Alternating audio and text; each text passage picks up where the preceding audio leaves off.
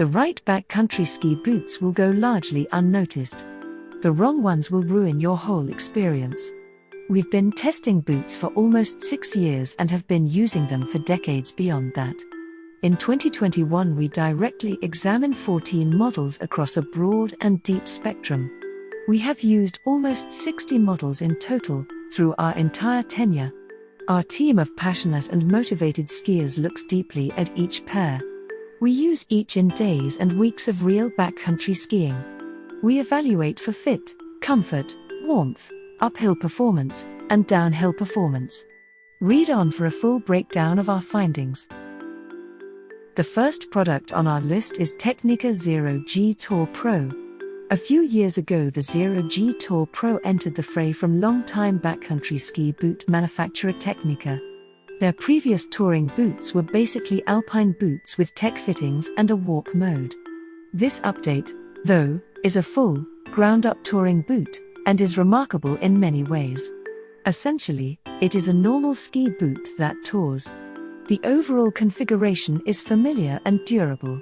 The execution is light and well-balanced for all-around, high downhill energy backcountry skiing. The weight-to-downhill performance ratio is amazing, which amps up your speed records on the hill. This Tecnica is lighter than many options and skis downhill better than most at boots available at any weight.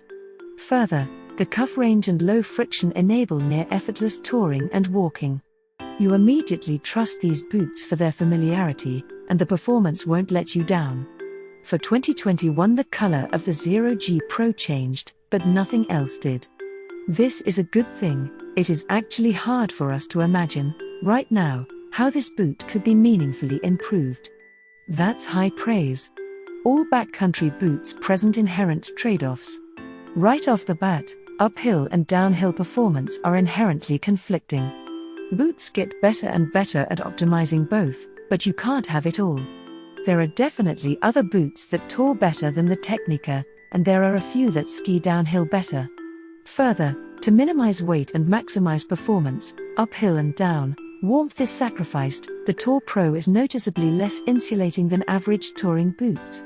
However, when it comes to trying to balance these opposing performance metrics, this boot is the best of its class. For all this, but balanced even more to the lightweight, efficient end of the spectrum, check out the other highest award-winning Scarpa F1 LT. The second product in our list is Scarpa F1 LT.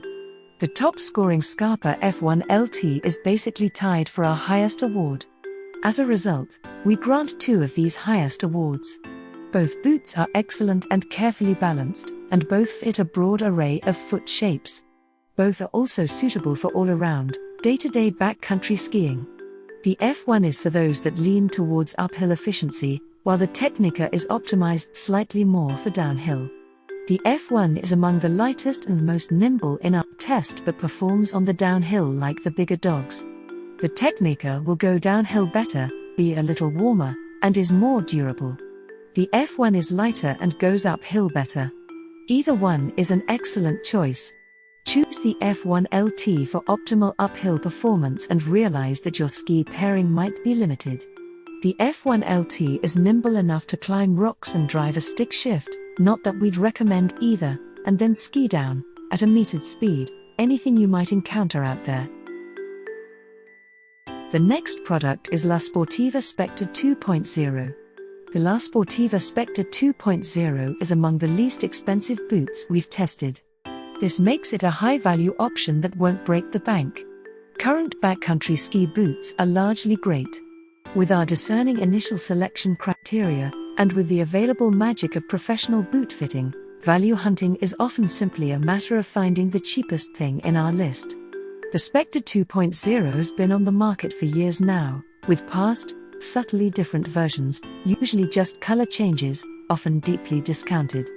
They are light, tour well, and ski well enough for casual backcountry skiing.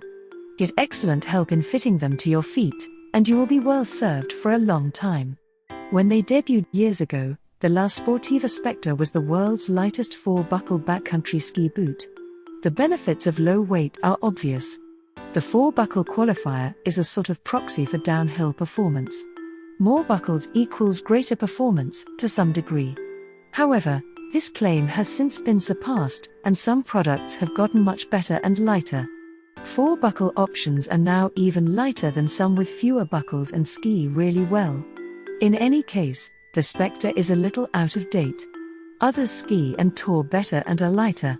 At the price, though, you shouldn't be disappointed with its performance. The next product is Atomic Backland Carbon. You want a second, lighter ski touring setup. Or you know, right off the bat, that you will prefer lighter weight ski gear. But you are on a budget. In this niche, the Atomic Backland Carbon is the best backcountry ski boot we have assessed. It uses proven technology and brings ultralight performance to a price point much further below close competitors. It is comfy and tours uphill like a dream. Pair it with similarly lightweight skis and bindings, and you will fly up entire mountains, fresh and ready for huge downhills. You'll pay a bit of a price on those downhills. The lower cuff and softer flex of these lightweight boots will never ski downhill like beefier options. We are confident that you will be more than willing to accept this compromise. However, you need to fully understand what you are getting into. These are suitable for expert-level skiers, on small skis, that are willing to tone down the energy in their downhill skiing in exchange for uphill efficiency. Further, the fit of the Atomic Backland is relatively high volume. For optimum downhill performance in any sort of boot like this, a close fit is best. These will perform best for those with wider or higher volume feet. Making them work on narrower feet might not be worth it. Check out other options if you have narrow feet. The next product is Lange XD3 120. The Lange XD3 120 is the best we've tested for downhill optimized performance. For someone who spends most of their time riding chairs or other mechanized access, it's a great choice. It's also optimal for those that typically engage in short tours, boot packs, and side country touring. It is one of a few available that will work with textile touring bindings and with resort alpine bindings. The resort bindings must be grip walk compatible. Our lead test editor and full-time backcountry ski guide has used them for day-to-day guiding, where comfort, downhill performance, and warmth are his biggest considerations. The weight and lack of touring mobility will narrow the appeal of these boots. They don't tour nearly as well as any other option we assess. We do not recommend them for big days or technical tours. That said, if you're a fan of going into the backcountry for short jaunts and want excellent downhill performance, where the uphill isn't as much of a concern, this is a top recommendation. We've seen people take these exact boots on 8,000 vertical feet walkabouts. It isn't recommended, and is more a testament to those testers' grit than to the efficiency of the boot. Nonetheless, almost anything is possible.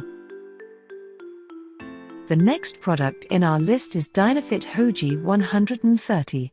The Dynafit Hoji Free Tour 130 is the beefiest boot we can recommend for all-around, all-day, human-powered ski touring and ski mountaineering.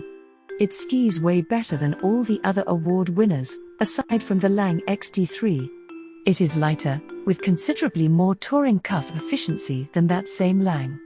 The Lange is too much for day-to-day touring. The Hoji Free is the absolute maximum weight we'd recommend for strenuous touring. You get excellent downhill performance and serviceable uphill efficiency. We like, on the surface and in some settings, the one-step transition feature. To loosen the cuff and release the lean lock requires just one lever. When you loosen the boot like this, from ski to tour mode, you get a touring mode that works, but isn't optimized. To get truly functional uphill touring performance, you have to loosen the top buckle and power strap separately. This is the same as on pretty much every other touring boot. We don't mind doing it, but we'd be really psyched if the one-step Hoji lock actually fully freed up the cuff. In the meantime, if we had to choose between the current system and a more traditional transition procedure that should be lighter, all else equal, we would choose a more traditional transition procedure. Thanks for watching and hope you liked it. As always, all the links about the products will be in the description below, so if you want to find the best prices and more information that we might not get a chance to mention in the video, Be sure to check them out.